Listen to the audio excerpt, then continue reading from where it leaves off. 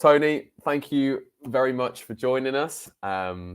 Let's really deep dive into what the last 10 years has been like for you and look ahead to the future. So, what are your earliest memories of League1 Ontario and where were you this time a decade ago?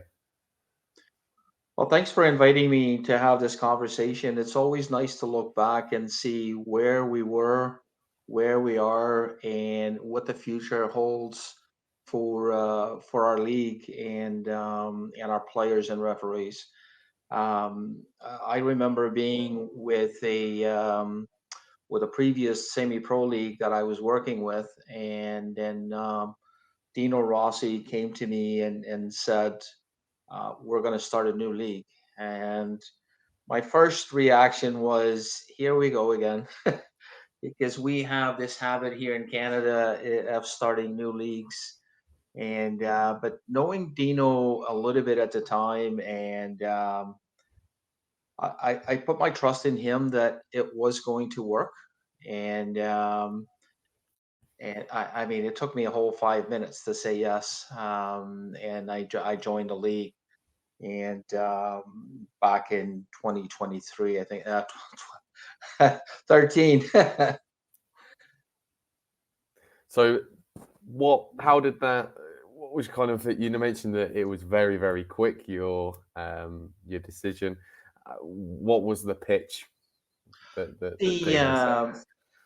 the league that I was working with, I could see that it was in its last legs, and they were having a big fight with Ontario Soccer, and we weren't sure what was going to happen there. And with this new league and a breath of fresh air, working with new people, especially Dino. Dino was the big reason why I've said yes to League One. I came on board with League One, and to this day, he's been a big supporter of the referee program. And every time I ask for something, he finds ways of making sure it happens. So that's the reason why I jump into League One, and I'm happy that I did. The other league is now gone, and here we are. So, what was your initial mission going in? What was your role 10 years ago, and kind of your role for the first year of L10? My role was just to select the officials. The league knew that I had plenty of knowledge of the officials in Ontario and Quebec, because at the time I believe we had a team in Ottawa or Kingston. Um, and that they knew that I had the knowledge of the officials, and I was basically brought in as a referee assigner. My job was just to appoint referees to the games and review some of the video if we had any, attend as many games as I possibly could, and work with the referees that I brought in, and if they didn't pan out, change them for the next year. And has that role changed over the last 10 years in a way? It has. It is now a 12-month job. We just finished our U19 fall division a couple of weeks ago, and for the last 3 4 weeks, we've been already preparing our winter training sessions. And my position has now gone from not only assigning referees, but be responsible for the training sessions that we do throughout the winter, twice a month, and to make sure the referees are prepared and ready for the season.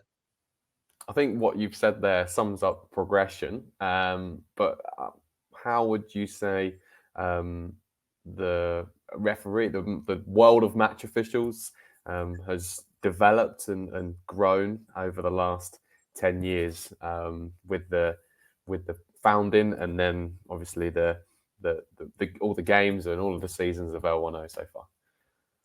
We've started the season 10 years ago with, I think, 60 or 70 referees, Now we've grown to, I think my number now it's at 170 referees. Um, the For the lack of better word, the referee development has kind of slowed down in Ontario because of funding. That hasn't been the steady progression that I wish we had. And this is why League One is now stepping up and putting more and more funding into training to make sure that our officials are ready for the season, for the upcoming seasons. So, what kind of opportunity does League 1 Ontario provide match officials in Ontario?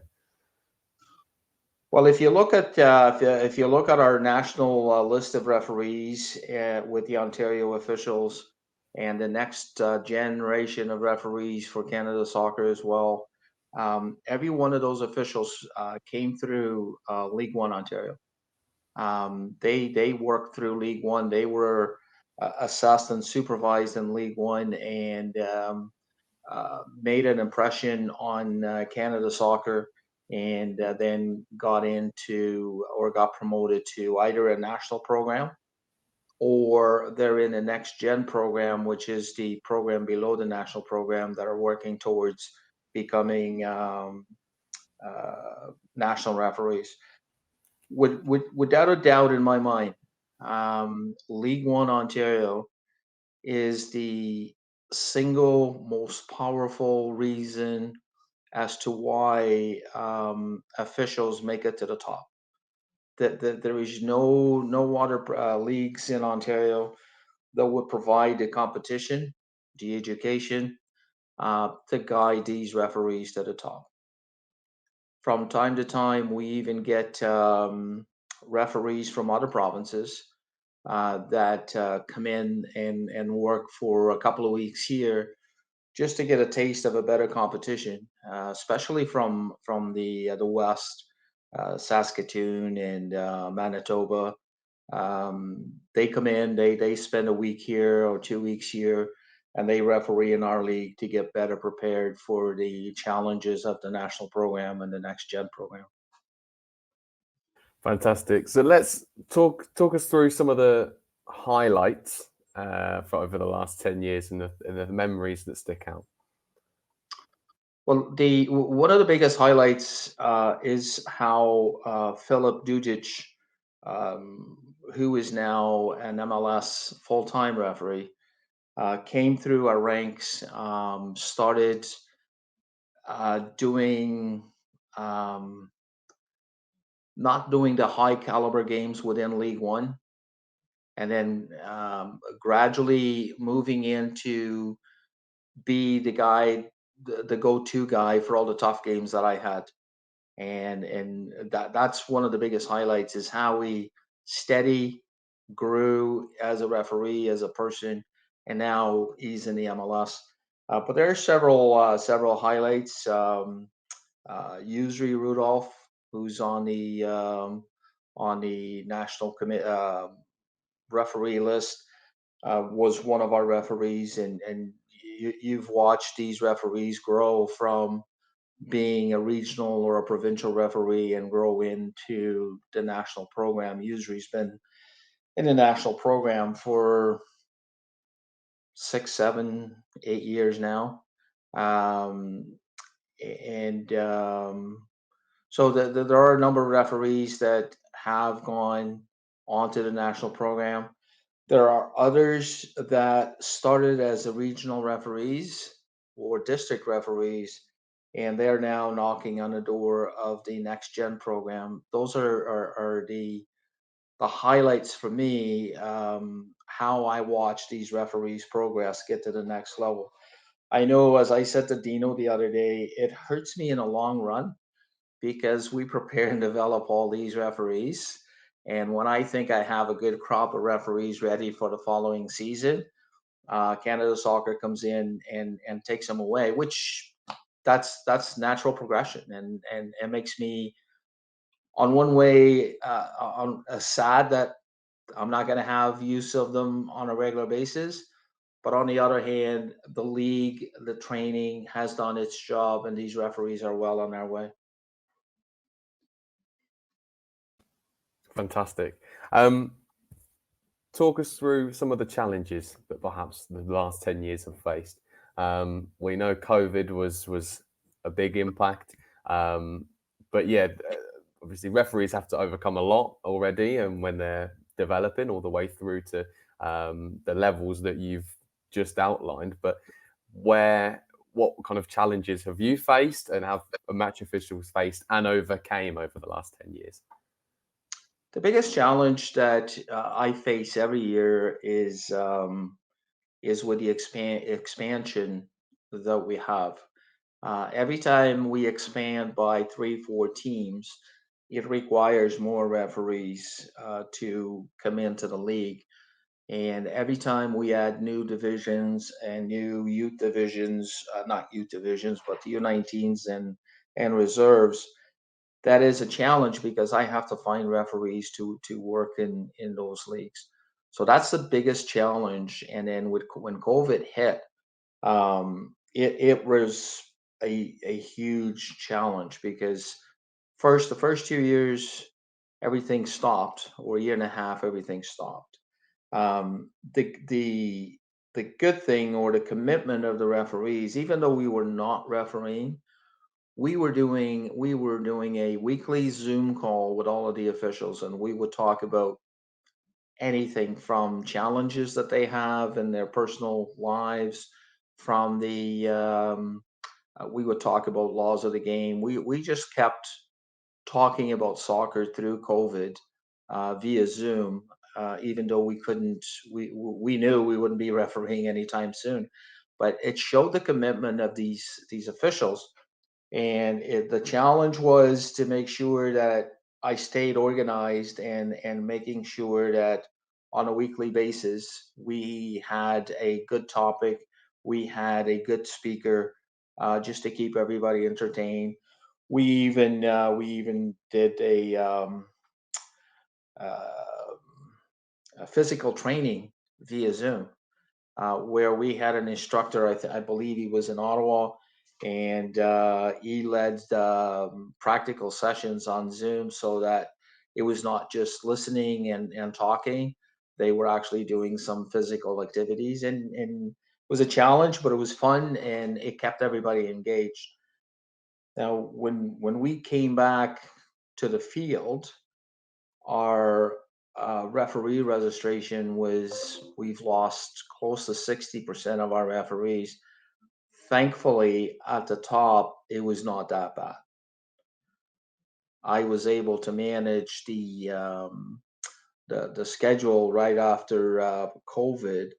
But one of the things that we preach is that a referee at this level should not be refereeing every day.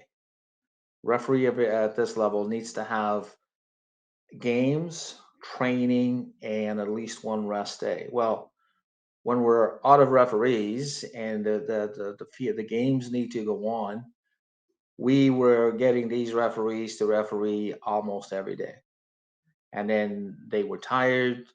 There was injuries. So that was a big challenge, was coming right after COVID, managing all those referees and managing the games that we had. We've spoken about the past. Now let's go and look at the future. Um, where would you like to be in the next 10 years? Where would you like match officials to be in the next 10 years, and kind of the development? Now, if you can look 10 years ahead, obviously that's a long time. But perhaps what are your kind of upcoming targets? So, starting as back to last season, where I was able to put a program together and took it to management of League One, and they approved the funding, where we did the winter training at York University indoor facility. It was so popular with our referees that we had to develop a list of officials that we couldn't accept everybody for these training sessions because our capacity was 75 people on the field and 50 people in the classroom. So we actually had to scale back on who we would allow into these training sessions, and have referees take turns. Um, Dino and Matthew Brantwaite, they both came out to some of the sessions, and they realized how successful these sessions were, and how hungry the referees were for training. So during the summertime, we started conversations, and I've asked for an expansion of the program, and I'm very happy to announce that we now have two different facilities. We will have the York University Stadium, and we will be at BMO Field in London. So we kind of separated the West and Central.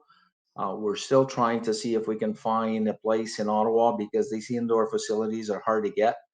And as you are aware, the winter times here are very, very cold. We can't go training outside, so we need these indoor facilities, and it's very, very costly.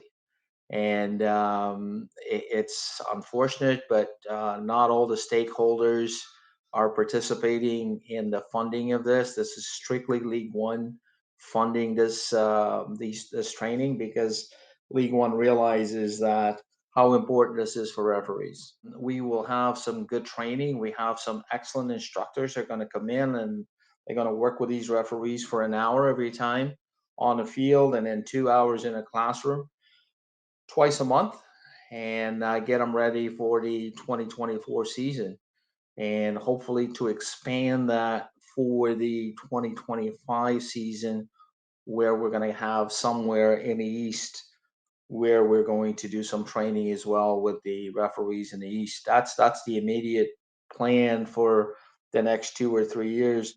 And how does growing the opportunities for match officials in Ontario, how does that impact the global game? Because there's not just it's not just locality we're talking here. Is there's a shortage of match officials across the world, and how are these programs playing their part in tackling that?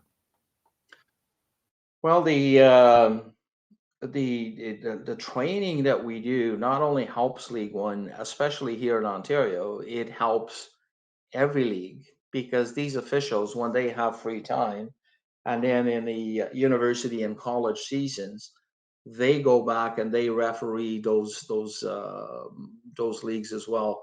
So they will get a better referee.